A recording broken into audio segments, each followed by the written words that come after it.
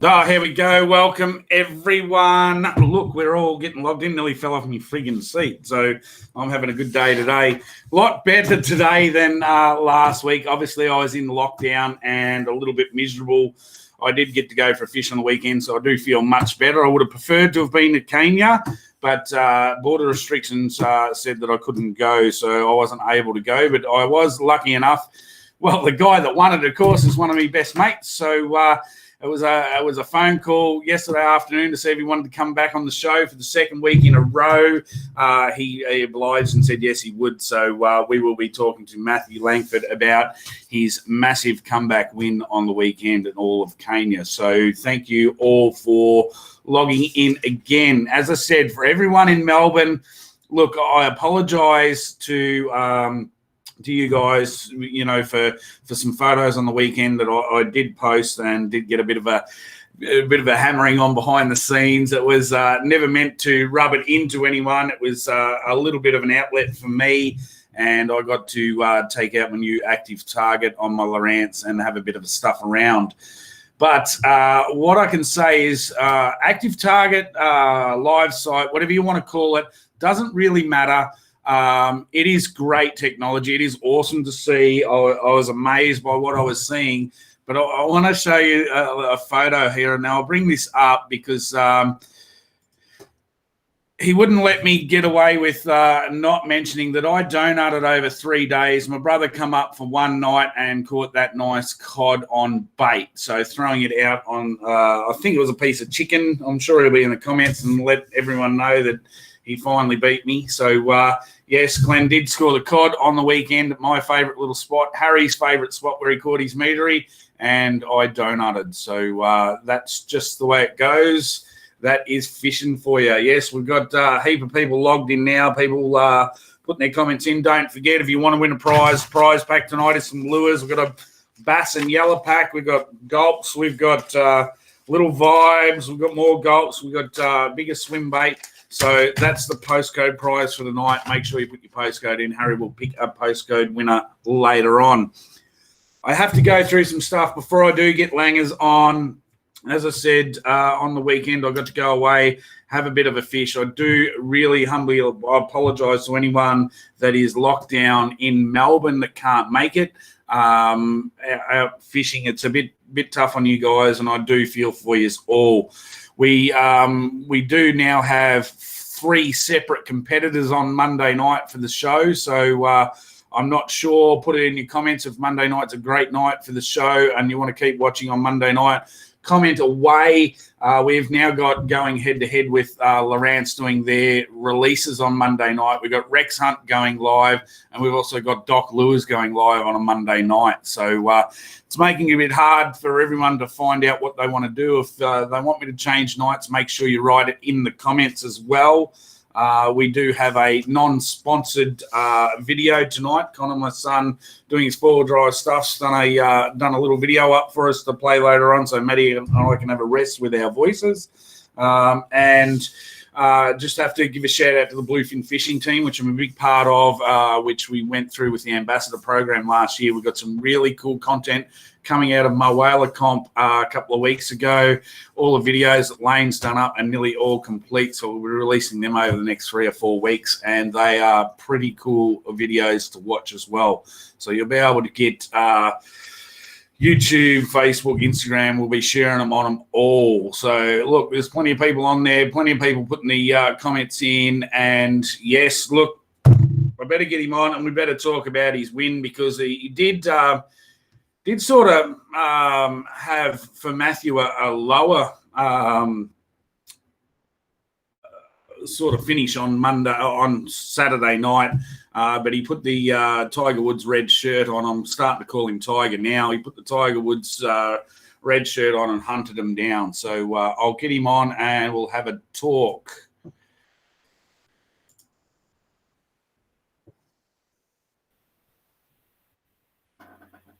G'day, Matty. How you going, mate? Good, mate. Yourself? How's things? Yeah, look, I'm all right. I am feeling humbly, well, humbly is not the word. I'm feeling disappointed for my brother in Melbourne.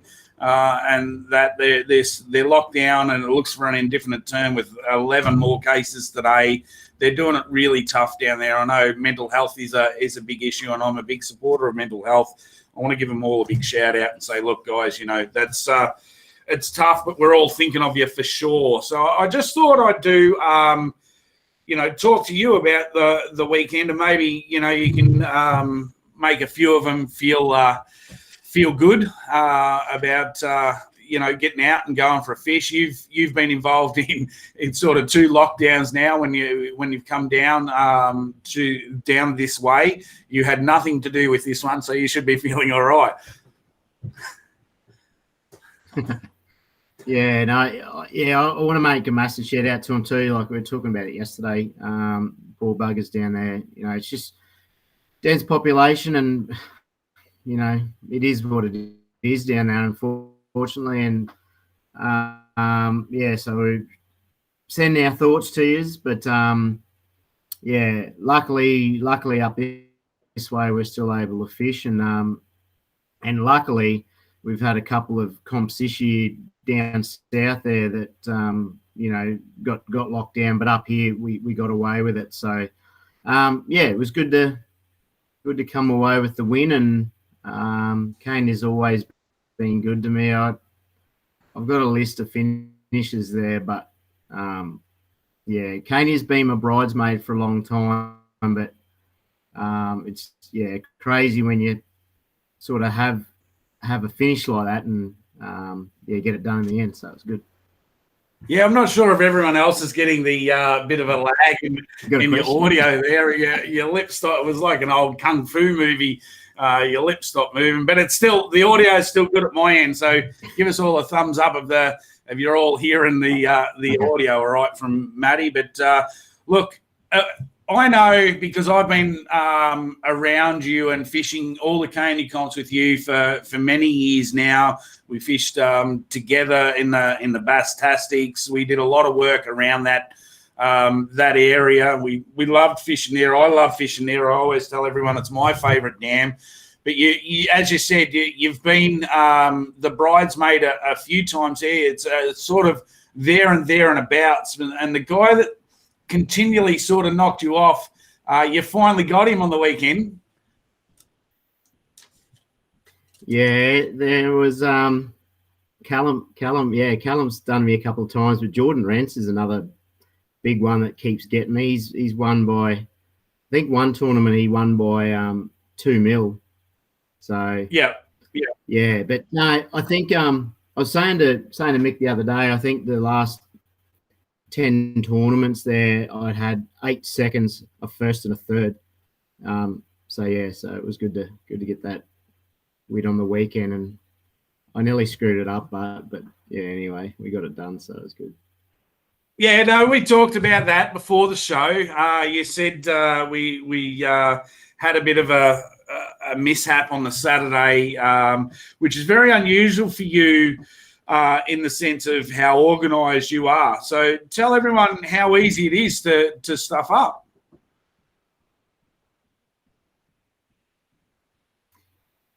Yeah, well, I guess the two things that I did Saturday in hindsight, and hindsight's a great thing when you want to learn from your mistakes and that sort of stuff. But I thought the way the pre-fish went, I thought I was in a decent position, and I severely underestimated my weight. I thought I had high 3s to 4. High 3s to 4 would sort of put you in that, around that top 10, hovering in that top 10. And I never really, because the water levels are low, there's not a lot of banks for you to go to and catch big fish. So I spent far too long out deep trying to catch those school fish and trying to upgrade those. And I got 2 or 3 upgrades off a bank, but I didn't want to smash them too hard because I knew full well Sunday was going to be hard, and it typically isn't at Cania or anywhere else at the best of times. But I nearly really screwed that up because, 3.2 kilos where I should have had high 3s to 4. Yeah, and I basically left the edge alone for a long time. I hit it pretty hard, and realistically, I did get a few bites Saturday that I missed, but anyway, yeah, so I was sort of scraping the bottom of the barrel there for a little bit, just trying to think of, where I went wrong. But I stuffed up. I should have weighed my fish. I didn't weigh them like I usually do. I sort of just looked at them. But when these fish at Cania at the moment, they're really struggling because of they're so thin. Like usually those school fish are in better condition, but they're so drawn out and skinny that they're weighing way less than they normally do. So yeah. Anyway, you live and learn. But yeah, it was good to sort of rally and come back the way we did on the Sunday. Like sometimes you take a risk and it pays off, just like it did on the weekend. But a lot of time you can take a huge risk like that and it falls through. So anyway, this one was a risk that paid off. So it was good. Yeah, and as you said, this year it's been unusual. I've been watching the scores, and a lot of guys have been going out on the Saturday. And if you look at the Saturday scorecard, and then you follow up on the Sunday scorecard, the guys that have come mid-par Saturday that have been able to adjust on the Sunday have ended at the top of the leaderboard, and the guys at the top of the leaderboard on the Saturday that thought that they had it all worked out and didn't adjust properly or quick enough have gone down a leaderboard. It happened again over the weekend, didn't it? Yeah, and it's all about, I guess, I think sometimes obviously managing your fish, but just quick decision making. And Callum Munro mentioned it on the weekend, and we all know this too. But time on the water helps you make those decisions very quickly. And that's one thing that I think really helped us on the Sunday is we had a bit of a longer day. We had an extra half an hour, so we had to weigh in at 1:30. And after 20 minutes of just trying to grab some bag fillers just to get the confidence up, I just said to Jacob, I said, mate, we got to change this because we're just going to sit here and burn time. So yeah, that was a key decision, and it only took 20 minutes. Where I know 4 or 5 years ago, I probably would have sat there for 2 or 3 hours. So yeah, I think that's the difference. Yeah, and that sort of, looking at it from the outside looking in, that sort of looked like those guys that made adjustments or tweaked things and didn't just do the same thing over and over and over again, all moved up the leaderboard, and the guys did drop down. There's been a couple of comments come in, which is really cool here, which we should probably shout out for all the viewers on there, all of your supporters on there as well.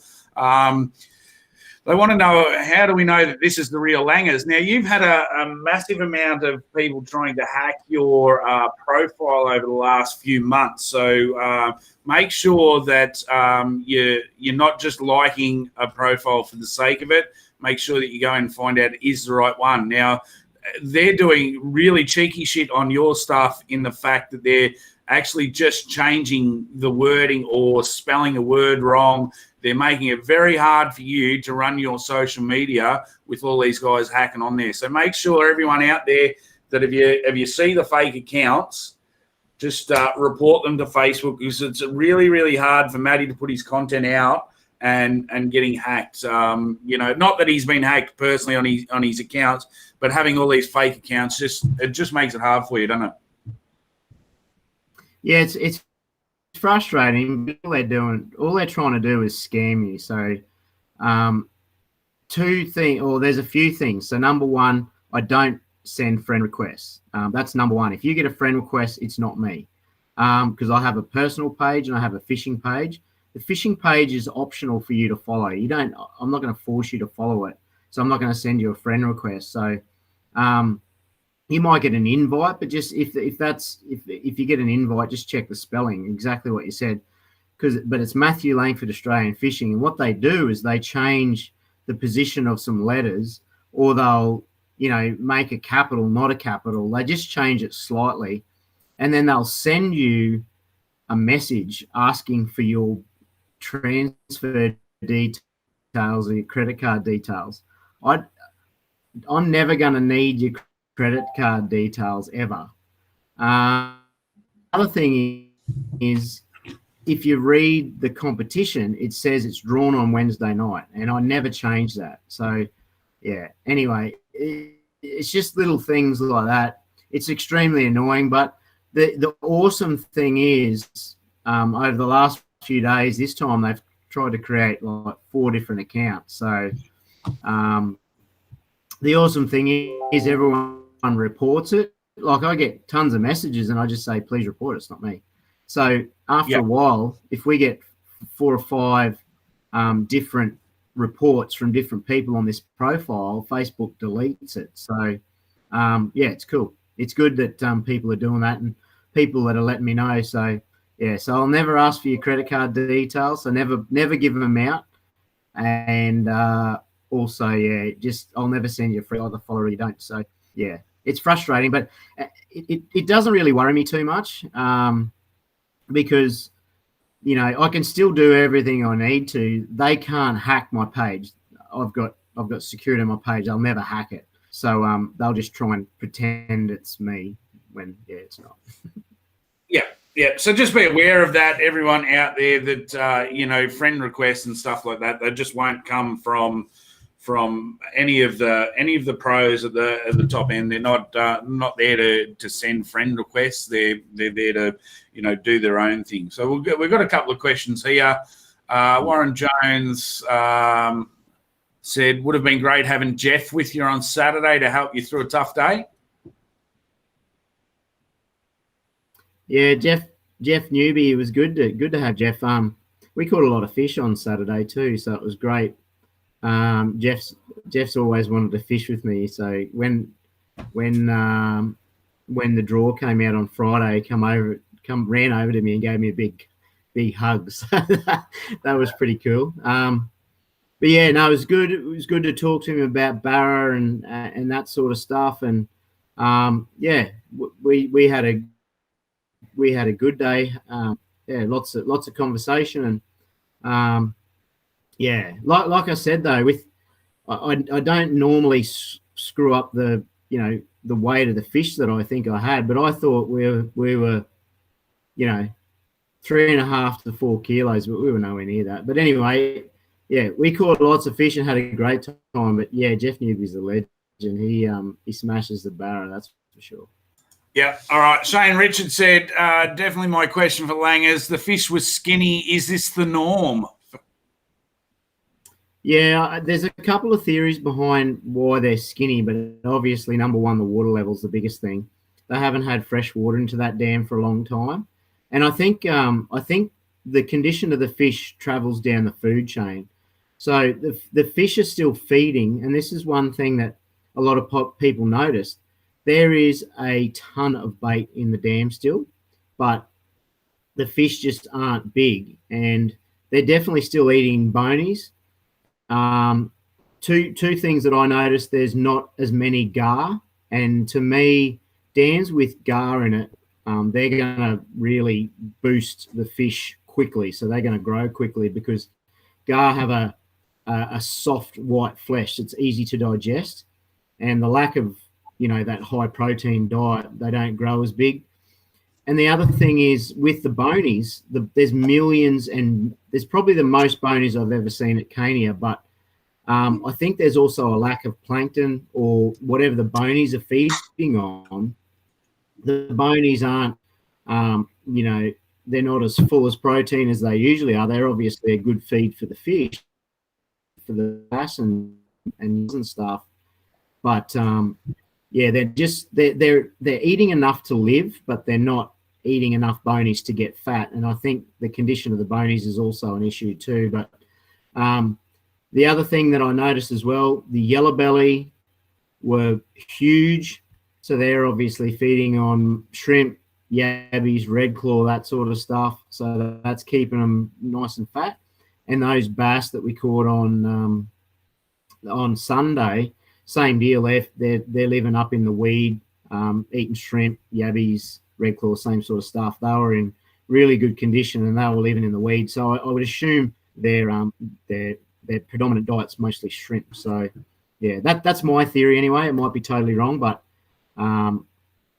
yeah. Anyway, it's just how it is. Yeah, I think there's just a lack of algae or plankton or something in the water that the bonies are feeding on, and they just can't. So the food source, basically, everyone have their theories. Food source is not as healthy. Yeah, I think the food chain is just struggling, and I mean they just need inflow. When you get inflow, you get a massive explosion of shrimp. You're getting a huge explosion of red claw, yabbies, and gar in particular. Bonies will breed. Bonies are just a native species that breeds anywhere under most conditions. But yeah, they also need food to live on as well. And if their food isn't full of protein, then whatever eats them, they don't pass it on. So it goes down the food chain. Yep, for sure. All right, Scott's got a question here. Did the conditions change much? No, we're still there. Mm-hmm. Yeah. Okay. Sometimes, yeah. Did the conditions change much? Much from pre-fish to Sunday. Oh, yeah. Yeah. Okay. Yeah, a little bit. I think the huge thing that helped us on Sunday was the conditions were a lot colder on Sunday, and typically it pushes those fish really shallow. That's my theory again. People have their own thoughts on their own theories and stuff, but this is what I stick to. But normally, the colder the water, the shallower the fish will go. So it was 9 degrees on Saturday. Hence the reason why I spent a lot of time out deep trying to target those deeper fish. And then Sunday, it was 4 degrees or 3 degrees, I think. So yeah, typically those fish push up shallow. Yep. And that's the conditions that we fished, and it paid off. Yeah. Awesome. Now I'm going to do the postcode prize for tonight. As I said, there's a couple of packets of different gulps there. There's a swim bait and some little vibes. So that one, Harry picks them out at random when you put your postcodes in. That one's going to go out to Taj Duff 3880. So Taj, if you can send me a message to my Facebook account, which is Corey's Damn Fishing, obviously, and with your address, I will post them out tomorrow for you. We've still got Harry's wheel to go later on. Hey, Matty, I'm going to give you a rest here for a minute because I do have a little video to play. As I said, we've got some great content coming out of the Bluefin Fishing team, and my son sent me through a video today, so I better play this or I'll get into trouble. But this is, as I said, it's a non-sponsored product review from my son Connor, and we'll bring this up and we'll go into the green room and have a bit of a chance to have a rest on the voices. So we'll be back in about 3 minutes.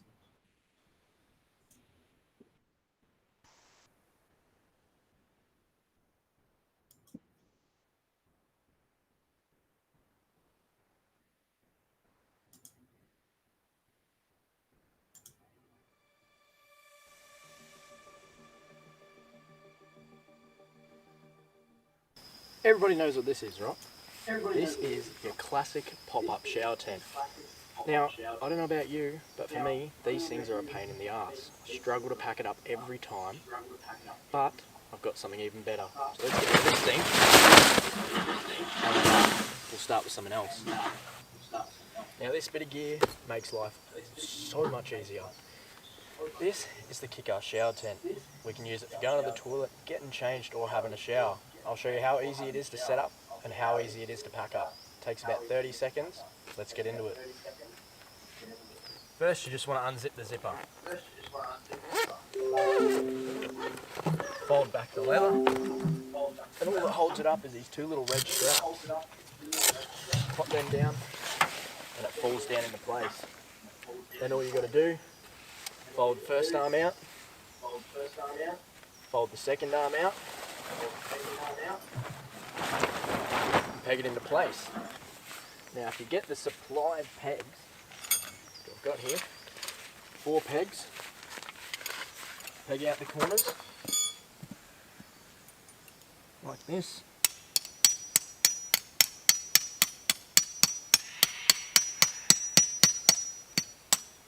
And you pull it tight. It's got a nice little strap on it.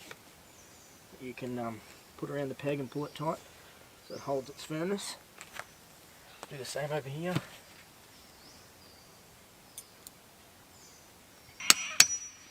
Like, how's that for easy? So, you pull it all tight, easy peasy, and it's, you know, good for sharing, getting changed, all that gear. You know, missus won't whinge when you go camping. Just got a little zipper on the side. Open that up. And just have a look at how much room we got in there. You've got everything that you need. You've got little pockets up the top here. Let me show you. Plenty of room there. See, we've got some pockets. We've even got a nice spot to hold a shower head. Now what I'll do is I'll set up the shower and we'll see how it goes.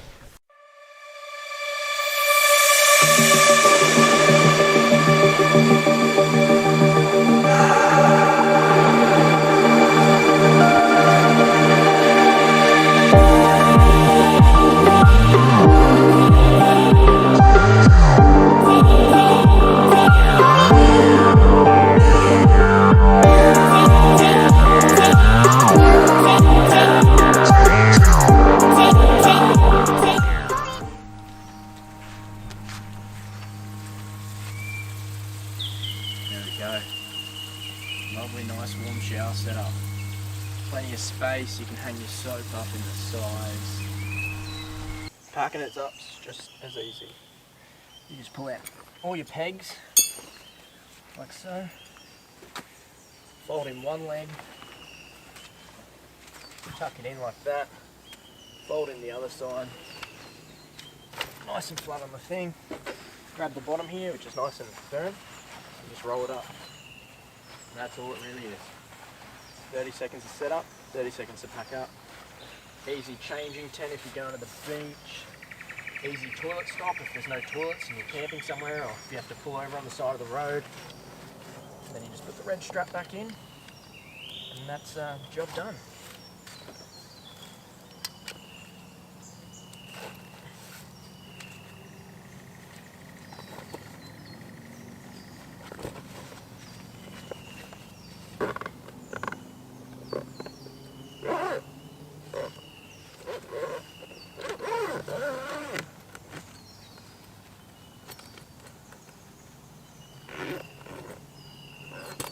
Thanks for watching another one of my videos, and I'll catch you in the next one.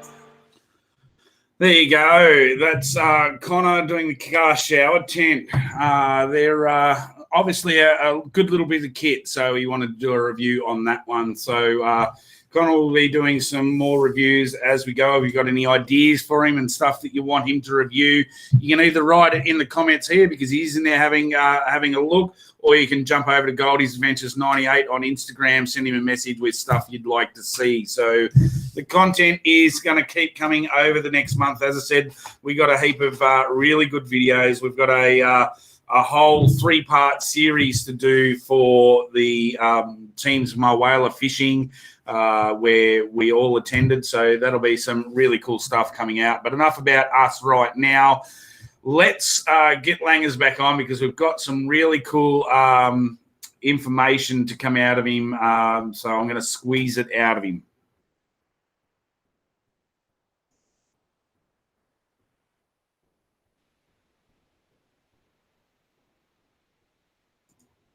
All right, making sure I unmute and do it all right. I just like seeing the look on your face, because I can see you when the videos are playing, or see anyone when the videos are playing. And when I said I'm going to squeeze information out of you, your eyeballs nearly popped out of your head. I'll tell you what you need to know. Look, the question's in there. I can't find it. I was looking for the question, but somebody did ask you about lures. I know ABT, so if anyone that hasn't followed the ABT, jump onto it's abt.org.au on their website, or on Australian Bass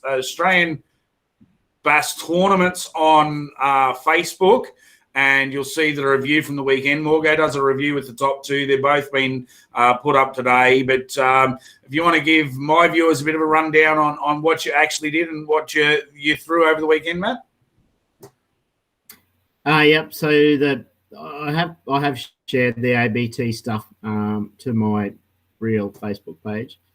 But yeah, so you can watch the YouTube video there. But I used a Miller rod all weekend, an extra finesse long cast. As a control freak. I used Yamatoya resin sheller, 10-pound braid, Yamatoya leader, 10-pound as well. But the blade selection is always pretty important. It to me, it always depends on, you know, what they're keyed in on and what they're focused on. So, you know, ZX40s, ZX43s are generally a really good presentation, particularly vertical and that sort of stuff. At this time of year, particularly when that water's around that, you know, 16 to 17 degrees, people don't pay probably enough attention to water temperature and what happens at different variations of water temp. But that's a good time to be fishing vertical, especially with the ZX. The other thing that I sort of focused on too was just a bit bigger presentation, but not too big, because it's funny how fish react to certain baits. Like on Saturday, I was hopping a mask, which is a bigger soft bait that vibrates in a similar fashion to how I would with a blade. They're fighting it or tapping it, and they weren't eating it. I caught one in one stage in particular. In about an hour, I went up and down this one particular bank, and I had 20 bites at least, I reckon, and I caught one bass, and then went back to that same bank the next day, and me and Jacob both hopped blades, and we probably caught more than a dozen fish off it. So, yeah, it was all about presentation, and this weekend I was using a 3/8 ounce Evergreen Little Max blade, and I retrofit them with, I take the W hooks off the front and back, and I just put a single set of EcoGear ZX assist hooks. And all those fish that come up and swipe at it or sniff it or head butt it or whatever they do, you'll catch them with those ZXs because they're such a fine, strong hook that you'll catch them. The only time you'll lose them is when the ZXs don't pin them in a fairly bulky or big part of their head or their lips, and sometimes you'll skin hook them and they'll fall off. But more often than not, you'll land them, especially if they eat it. You'll catch them every time. But yeah, 3/8 ounce Little Max blade, and Jacob was throwing a 1/2 ounce. So yeah, we're fishing very similar. So the profiles were very similar, totally different colors.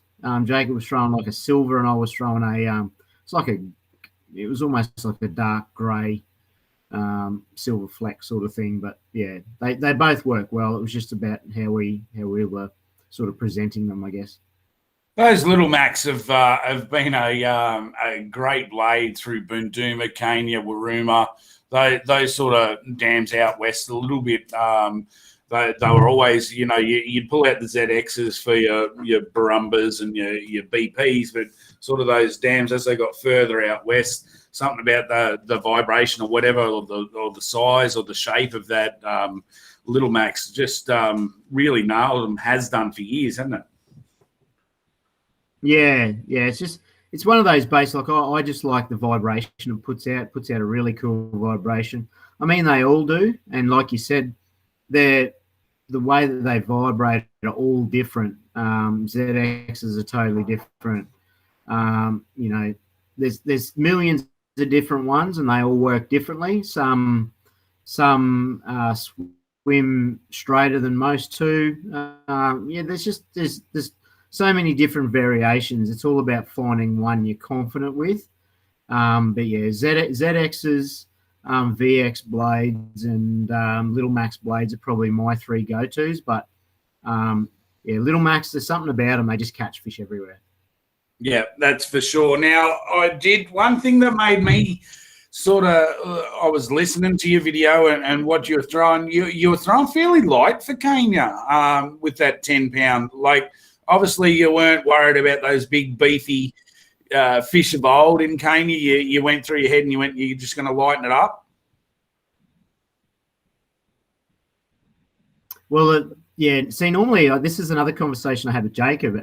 I was pointing upwards, and I was saying, see all those trees right up there? That's that's one of those places where you throw 20-pound braid, 20-pound leader, and you know you're still getting stitched up every now and again on that. But this time around, the fish aren't as fat. The structure isn't there as well because the water levels are so low that there's not a whole lot of structure. I would have changed it if I fished up in the timber, up the back. And generally, I do fish in the timber up there, but I just, in pre-fish, I never went near the back at all because I didn't think there was enough water. I didn't think it'd hold up. But, you know, it's all what you said you planned to be, and that was my plan. But I just fished lighter this time. I wasn't so much worried about the structure, and, yeah, never lost a fish all weekend. So just went lighter to get the bite. Commonly, and a lot of the time, we'll fish in open water as well, which helps. Thank you. Did you? I see Coney's on there. I'll probably get to one of his questions later on when he asks a legitimate one. No, but let's talk about that in the fact that you said you went and fished out in the bay. How congested was it? Like for the people that were all worried about, everyone being in the same spot, was it congested or it was fairly well spread out? Yeah, it was pretty good. Saturday it was a little bit more congested because a lot of people found the same fish. But this is what I always love about Cania. Number one is you can go to Cania and throw what you're confident with, and you can get it to work somewhere. Whether it's a jig, a spinnerbait, a top water, whatever. So there was a lot of anglers that were spread out. It was a 40-boat field, and around 4 Mile was probably the most congested, which is we used to call it Sloshy's Point or Cemetery Point there. Around that area, I think I counted about 20 boats. People say that the car park was bad. It wasn't bad. They haven't seen Somerset before, but people were good. It was spread out. It was well spread out. Everyone, 20 boats in a particular area, you can see everyone, but I don't think anyone got in anyone's way at any time. But it's not common for that really to happen at Cania. So, you might have patches of 4 or 5 boats on a point or on a flat, but it's just the water level, typical water level. And yeah. And when the sounders and stuff that we have nowadays, if you're going to find fish somewhere, you're going to go and fish it. And the greatest thing about ABT and, the guys that fish it is everyone follows the rules. So everyone, keeps their distance, they're respectful.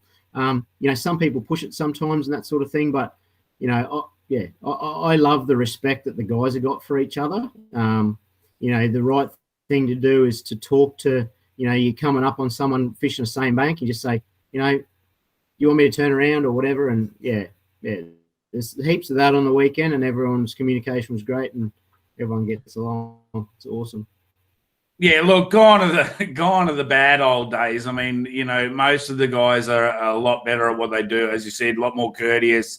Some guys will push the boundaries, but we all do at some stage. So that's really cool. Yeah, you touched on it there before about the newer technology, the live site. Did that help you locate bait or fish, or how did you use the live site to your advantage over the weekend? Because I know I'll rephrase that question. Sorry, but I'll rephrase that question. The fact that you don't run a pole, you're running your live site on your electric motor, so it's not something that you're relying on. You're just scanning to see fish, aren't you? Yeah. Same thing. Everyone has their theories about, live scope or live site and whatever, and having poles. I don't like poles because it gives you something else to take your mind off what you're doing. Like I see guys fishing and all of a sudden they're leaning down, fiddling with the pole. Whereas I have it on my foot pedal, on my electric motor. And if I want it to go right, I push my foot down. If I want it to go left, I put my heel down and it'll look around. I can look 360 degrees. And even, questions about, do you get frustrated with it if it's on spot lock? No, it's perfect on spot lock, because if I'm fishing a deep school and that, the electric motor is swinging around and adjusting itself, I'm still watching it and I can see 360 degrees all the time. And bait will come through, fish will move through, fish are schooled. To me, a pole is just something to, spend money on, and that's fine. If you want it, go and do that. But I use it on my electric motor, and I can see 360 degrees around the boat when that's on spot lock, and that's exactly what I want when I'm out fishing deep. I use it mainly when I was down the Murray. You can really see those bigger fish, like so for barra anglers and cod anglers. You can really see those cod; they stand out like anything. But I jump on when I've got live scope for bass. I'm just looking for the bigger concentrations of bass. I'm not looking for the bigger bass. I'm just looking for the biggest costs. And usually your averages will tell you if you catch more, then you're going to come in with better weight. But I utilised it Saturday in particular on them schools. And every time I cast, I just made sure that I was casting to fish that I could see, particularly fish that were bunched up. And same deal, I knew exactly where they were. They were always on the bottom. You had little tiny hops and you were catching them. So that's where that technology comes into its own. That forward view facing sonar is the ticket nowadays.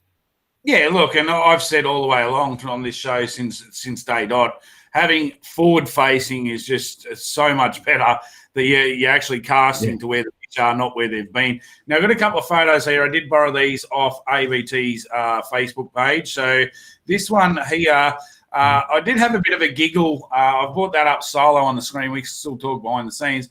I did have a bit of a giggle when I first seen this photo on their Facebook page, and I thought, geez, the weights are way down, and you're both smiling, you're both happy with these fish. So I thought, I straight up, I went, it must have been reasonably tough to get big fish if you at Cania holding that size fish up. Yeah, it's crazy the conditions just bad. Like Boondoom is a little bit like it as well at the moment. Even dams that are full of water, the fish are struggling. So when you get a drought on land, funnily enough, it's going to be a drought underwater. So they're going to be struggling as well. And as weird as that sounds, it's just how it is. You got to pay attention to what's happening, and it is what it is. They're just struggling. The one thing we need is rain and runoff. And as soon as we get that, everything flourishes with water. Water is the essence of life. So, without it, they're going to struggle. I think that we've noticed that at dams like Glenbourne and St Clair, in the last 12 months, that's had some really good rainfall. The so-called drought has been broken in those, and we're getting better weight fish from those dams now. And it doesn't take long for them to get back up to that stage, and those fish down there. So all we need is a late low pressure system or whatever to dump a heap of rain over that sort of catchment, and we'll be, those fish will bulk up real quick. Yeah, that's right. So St Clair and Glenbourne are prime examples. You know, you look at Glenbourne 12 months ago, and guys were struggling to catch them, and the ones they were catching were poor as, and you know, heard a lot of things about the condition and the amount of bait that was down there. But you know, 12 months further on, they've had inflow, they've had rain, the bait's blooming, the fish are feeding, they're growing, and they're recovering. So yeah, that's it's just pure and simply rain and runoff. That's all we need. It'll happen one day. Just how long is a question. Yeah, eventually it'll happen. And I've got another one here. I stole this one off the ABT Facebook page as well. I'm going to bring that up solo on the screen. If I can bring that up. Now that's you, obviously holding the check. You've got your winner's place trophy there. But as Morgo does say all of the time, you know, supporting the sponsored product does give you there, and there's a cheeky little $250 check sitting at the top of that. Yeah, that's right. And the Mercury bonus. It's the first time I've won a Mercury bonus too. So yeah, I run a 200 Mercury on the back of my boat, so that was handy. So, and you're running the older 2-stroke Pro XS still on the back of your boat, so you don't have to have the new Flash Merc to win the bonus. It's just, you know, be the highest placed Mercury out there, don't you? Yep, any Mercury, as long as it goes, and you yeah, it's good. I think, yeah, me, Callum, and Johnny Noble, I think we were top 3, and we all ran Merc. So yeah, it was a great bonus to get. No, always good to get that. I mean, that's going to pay you entry into your next comp alone, and then you got some spending money to spend on Nettie beside that. So that's really cool. I've already said today about. I said, "What are you going to do with that money?" And she goes, "She's got an idea." So just let her have it. Cool. Of course you would. Hey, listen, we better do Harry's wheel because we're back out of lockdown. Harry does have to go to school tomorrow, so. Listen, there's a guy that asks a lot of questions, and he did get to fish his first comp on the weekend, went up to Cania, and unfortunately he's been asking a few questions in there, and I've sort of left this one up until now. But the winner of Harry's Wheel tonight for all these questions over the last month is Elion. So if you can tell me that you're on and you can ask Harry to spin the wheel in the comments, Elion, we will get you a spin on Harry's wheel, mate. So you've got a couple of minutes to answer. I know you're on there because you've asked a few questions. And while we're waiting for him to get on there and comment, Coney's brought up a really good question here. So this is an interesting one because I was doing some math today. Well, I had a chance. And how you feeling about AOY now? You've got that first place in the bag coming up to Somerset. You'd have to you've got the sniff now. You can get right back up the pointy end of AOY again. Yeah, no, it looks like I'm up the top there, which is great. But no, I don't think I'm not going to let it sort of get in my head at all. No pressure. I just like the competitive side of it, and I'm always trying to do my best and trying to, you know, stay up there. So the points are good to be on top of the Angler of the Year, and we'll ride it out until the end. So Somerset's a popular venue for clients, so I should get a fair sort of fish in before the cut-off, so it'll be good. Hey, Elion, we got your thing. We'll spin the wheel for you in a second. I've always said this, Matty, you should take up politics because, you know, you can weasel your way around those questions. I know you deep down. You know, you won last year, and because of COVID and everything else, you sort of, it's still burning inside you, and you still want to win it legitimately out by yourself without the COVID situation, don't you? Yeah, of course. Yeah, people always got something to say, but, you know, I'm going to fish, and every year I'm going to be going for the same thing. So I'm just going to keep coming back every year and keep fishing every comp, and, yeah.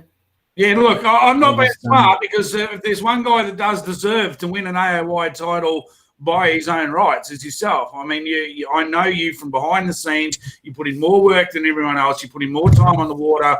You know, there's none more deserving of it.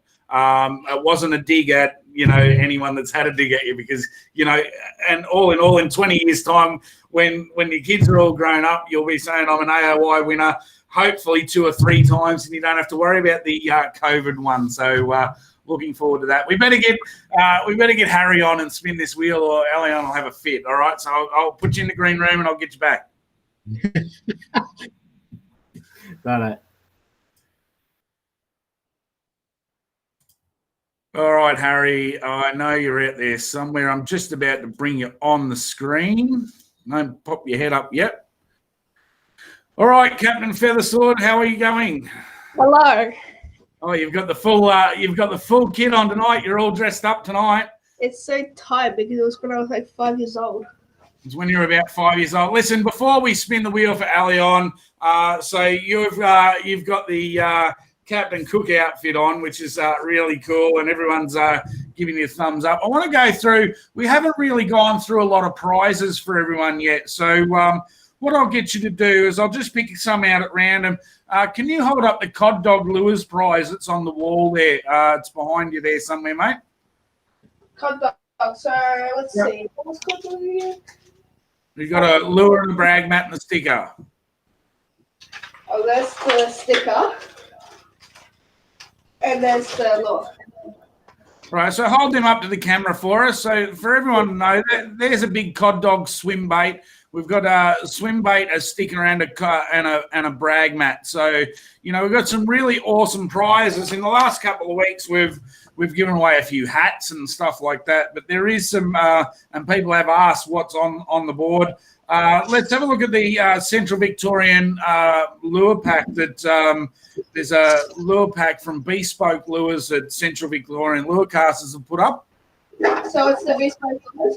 Yep, Bespoke Lures. So we've got them there. So they're limited edition lures, those ones as well, sent in by Central Vic Lure Casters. So, there is also some RTB lures on the list as well, sent in by Ray himself. RTB lures. Yep, so they're handcrafted wooden lures, just holding there nice and still so it focuses in on them. So you've got some RTB lures as well. So there is some really cool prizes on the board. Obviously, we've got plenty of shirts and whatnot. Grab the Bluefin Fishing Team shirt. People would have seen Harry wearing a couple of weeks ago. Which one was it? The Bluefin Fishing Team shirt, the new one. So you're wearing a couple of weeks ago, the new one that you've got Hazard on the back. Oh, that one. Yep. So that would be this one, I think. That's the Tory Cam Fishing one, mate, the Bluefin Fishing Team one. Oh, is that, I think I found it. Yep. So there's Corey Sam fishing shirts on there, and there's also the new Bluefin Fishing Team shirt. Spider's done them up for us as well. So there's one of them on the wheel as well. All right, Harry, we're going to get you to spin the wheel, mate, and see what Elion has won. Okie dokie, I think I should give it a spin. Let's hope I remember what I was going to do. And I've already messed up. You've already messed up. What was the winner, mate? We got Tonic. Tonic, that's all right. So we've got was it a hat or a shirt this week? I think it's a shirt. So that's 2 weeks in a row. Tonic's come up. So I will get you your prize. There you go. There's a Tonic shirt for you, Elion. That is actually a fishing shirt. So it is a long sleeve fishing shirt. So I'll send that through. If you can send me a message into my Facebook page, and I will get that out to you. Thanks again, mate. You better go in, have a good night's sleep so you're ready. Everyone reckons you've done a great job. Okay. Bye.